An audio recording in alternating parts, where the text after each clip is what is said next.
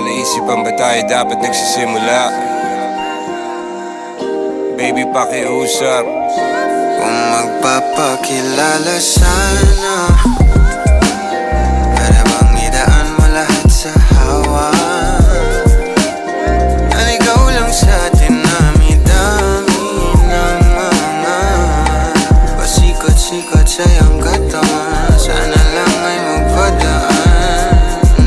Nabulag sa iyong mga kurbada, nabudol sa mga usapang walang kontrata. Harutan hanggang sa abutan ng umaga.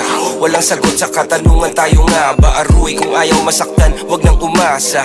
Nagbabaka sakali na lang na tsumamba. Mga dasal sa may kapal, sana gumana. Kaso madalas sila ni Satanas sa magkakutsaba.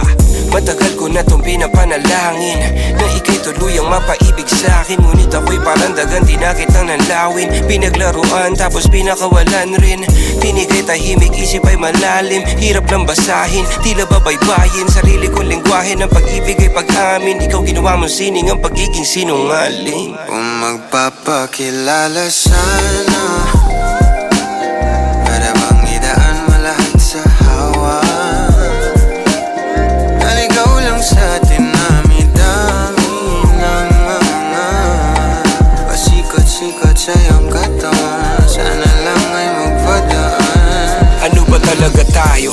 Para lang klaro, kailangan ko malaman kung mahal mo pa ba ako. Naglalaro ka lang ba o nananarantado? Kasi nakita ko kahapon may kasama kang bago. Ayoko nang umasa sa mga usapang malabo. Parang gamo-gamong nadarang at napaso, nadala at mas lalo lang nawala at naglaho ang mga balak at plano. Nagmukha pa akong gago kaya walang mga pangako. Puro para-paraan, laging telebabad kahit walang tawagan. Araw-araw normalan kasi para pa saan ang mga sumpaan kung wala namang karapatan. Ibig ko maliwanagan, wag mo sanang diliman. Kapaan parang magkasintahan sa sinihan, matinding palaisipan.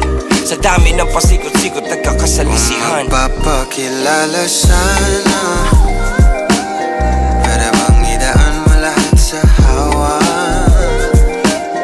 Naligaw lang sa dinami-dami ng mga pasikot-sikot sa iyong katawan. Sana lang ay magpadaan. Oras at konting espasyo lang ang kailangan nating dalawa sa ngayon. Ngunit parang di naman to hadlang. Palapit na tayo sa kalagwagan.